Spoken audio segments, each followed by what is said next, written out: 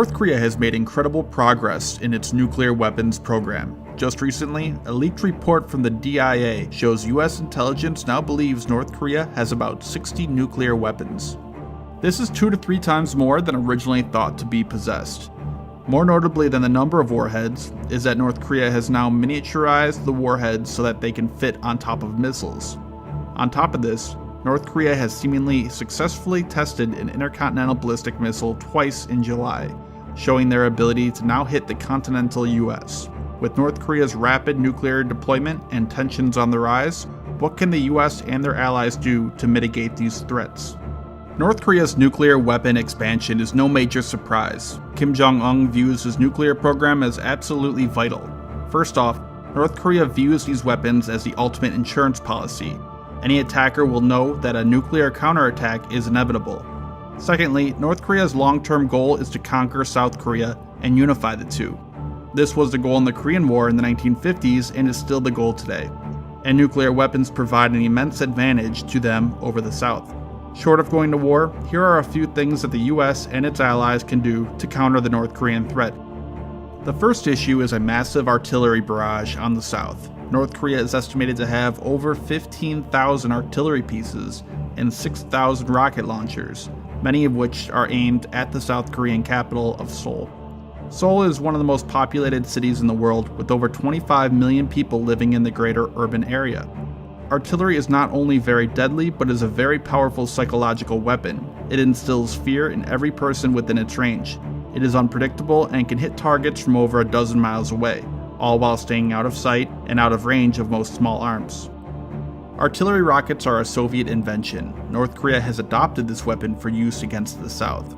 These weapons typically have a longer range and carry a larger warhead than artillery shells.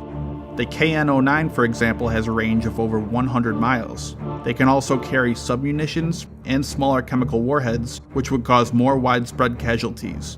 Artillery and rockets are especially useful in the mountainous terrain of Korea. The artillery batteries may stay hidden and out of sight behind hills, making retaliation much more difficult.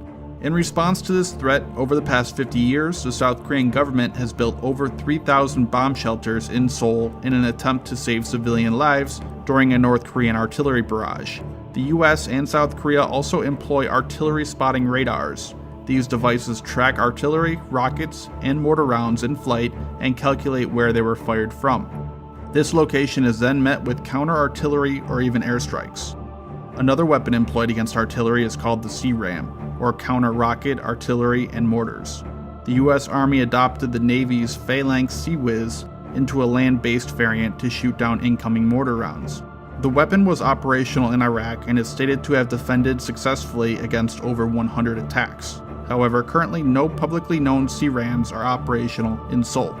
In the event of an all-out artillery strike by the North on Seoul, the US and South Korean allies would have to act fast, quickly moving civilians into shelters while ROK and US forces locate and destroy the attacking artillery pieces. However, it is likely such an attack would result in tens, if not hundreds of thousands of civilian casualties.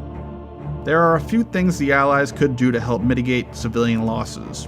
One would be to hold more drills, emphasizing a quicker military response time, as every second longer it takes to destroy the attacking North Korean artillery pieces means a higher death toll. Next would be to upgrade existing shelters and educating civilian populations on their usage. Many shelters were built a half-century ago and require maintenance. Seoul already holds air raid drills twice a year. While these can create an annoyance to the population, they can be vital in the event that a war quickly breaks out. And finally is to deploy CRAM systems. Again, these weapons cannot completely stop an attack, but they can be set up to protect high-value targets and lessen devastation.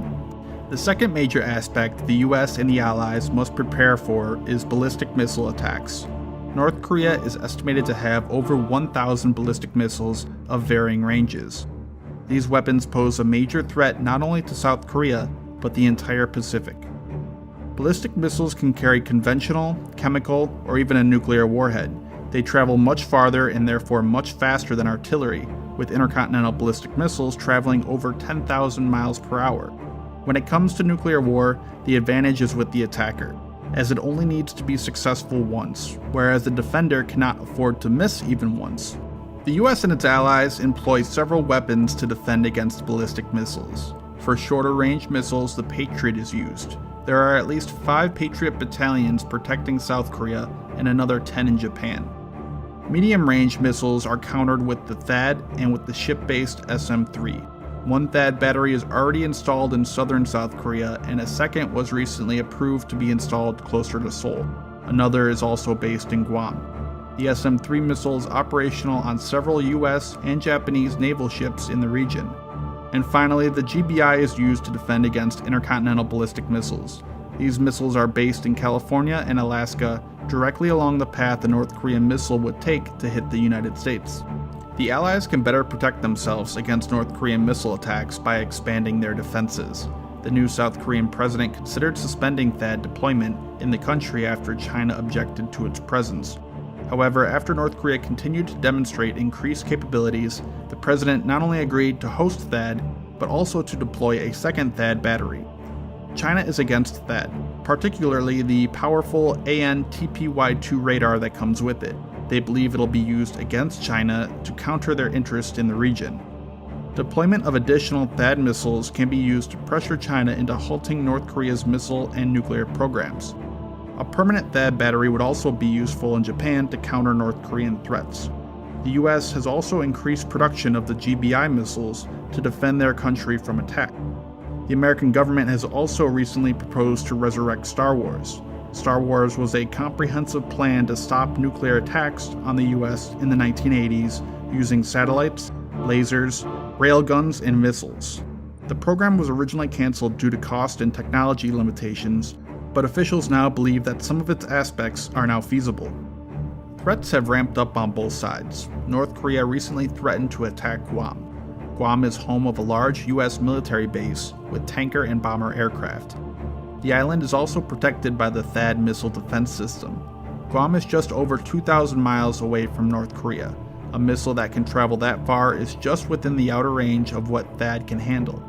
North Korea recently expanded on this threat, saying they will test launch 4 missiles toward Guam before the end of August, and President Trump responded by threatening to bring fire and fury, the likes of which the world has never seen before. North Korea will never give up its nuclear and missile program. The past 3 US presidents have all tried and failed to end the North's nuclear ambitions by easing sanctions and giving aid.